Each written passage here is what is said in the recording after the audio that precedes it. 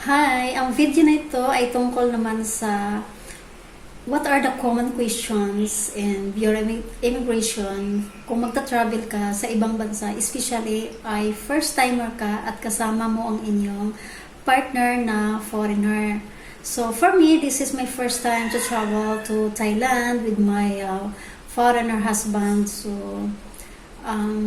una ay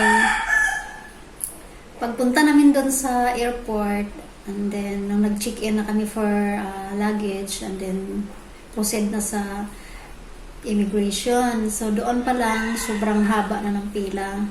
So dapat agahan talaga sa pagpunta kasi ang haba-haba ng pila, and then hindi mo alam kung ano yung mga questions or mga requirements pa, mga supporting documents na hinahanap ng Bureau of Immigration. So nagkahiwalay kami ng pila. Ang husband ko ay doon sa foreign passport, ako naman ay doon sa Philippine passport. So which is pwede naman pala sana na sabay kami. So dahil nga first time, so hindi ko alam na pwede pala kami na isang pila lang sana. So ito na, pumila na ako doon sa may Philippine passport. Sobrang haba ng pila, ang kaba pa, yung nag-overthink ka na kung makapasa kaya ako sa kanilang interview, hindi kaya ako ma-upload, ano kay mga requirements na kailangan kong isubmit.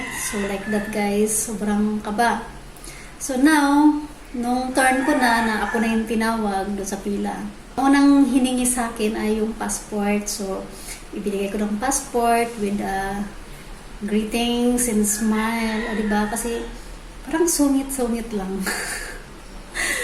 Parang sungit lang nila, di ba? And then, ang unang agad tanong sa akin ng immigration officer ay, first time mo mag-travel? Sabi ko ay, yes po. And then, next question ay, may kasama mag-travel? Sabi ko man po, ay, meron po akong kasama. Saan ang punta? Sabi ko, sa Thailand po. And then, kailan ang balik nyo? And then, ang sabi ko ay, because that one, July 5, 2024 to July 12, 2024. So, sabi ko, 1 week po kami doon. So, ang balik namin ay July 12, 2024. So, ang next question ay, government employee? Sabi ko, hindi po. And then, next na question ay, anong trabaho mo? Sabi ko, wala po akong trabaho, ma'am. Sabi ko ganyan. And then, next question ay, sinong kasama mo? So, ang sabi ko ay, kasama ko pong magta-travel ang aking husband. So, ang next niyang tanong ay, meron kang marriage certificate. So, kinuha ko yung marriage certificate ko at binigay sa kanya. Pero yung marriage certificate na yon ay certified true copy from City Hall. And then, nung tinignan niya, sabi niya, bakit hindi kayo magkaparehas ng apelyido? Bakit wala kang marriage contract from PSA?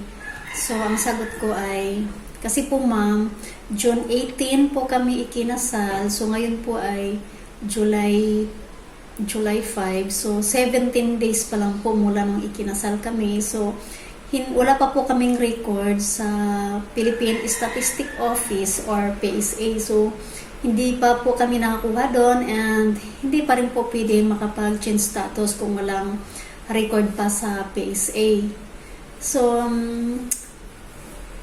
ayun, ang next niyang tanong ay, taga saan yung asawa mo at anong lahi?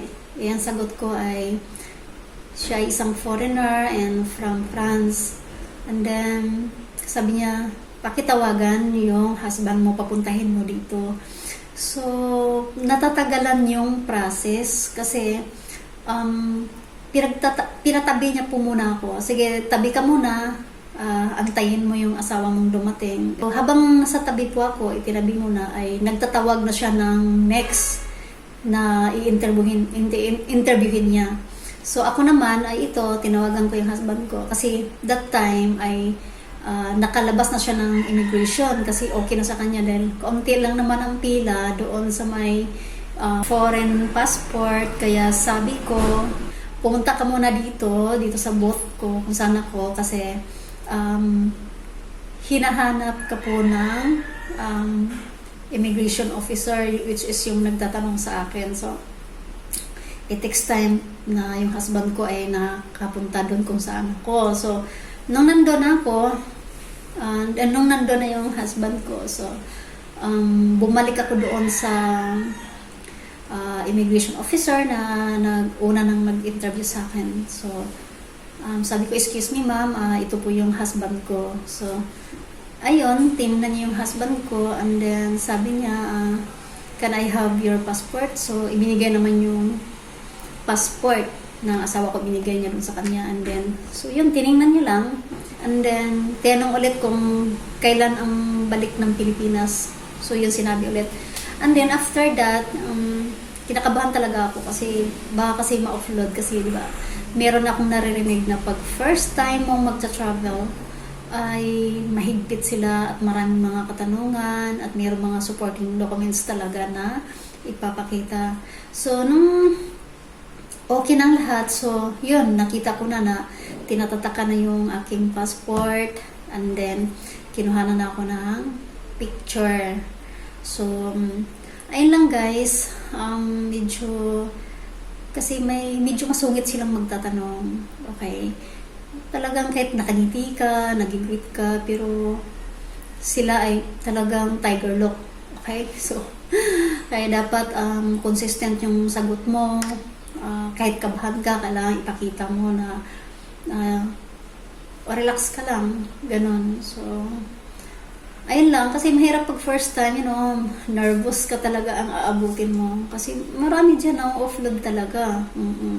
So, yan lang guys, especially sa mga first time magta-travel with your foreigner partner, foreigner husband. So, pag magta-travel kayo, kumplituhin ang inyong mga requirements na patutunayan nyo na iyong kasama nyo ay iyan ay inyong lovers. Meron kayong maipakita mga pictures na talagang genuine yung love nyo.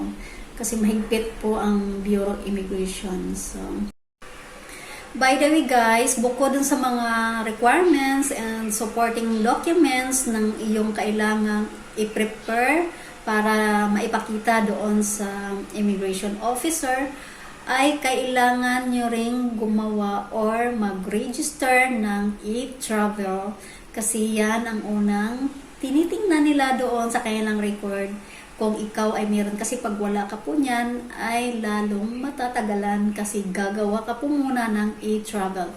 So, anong meron doon sa e-travel? Ayun ay parang ilalagay lang yung details mo like your full name, about yourself, and then about also your travel. Kung kailan yung alis, departure, again, arrival. So, susundan nyo lang yung mga follow-up question doon sa pag-register ng e-travel para walang magiging problema sa inyong pag-travel sa ibang bansa. Kaya, safe travels guys! Yun lang guys. And thank you for watching my videos.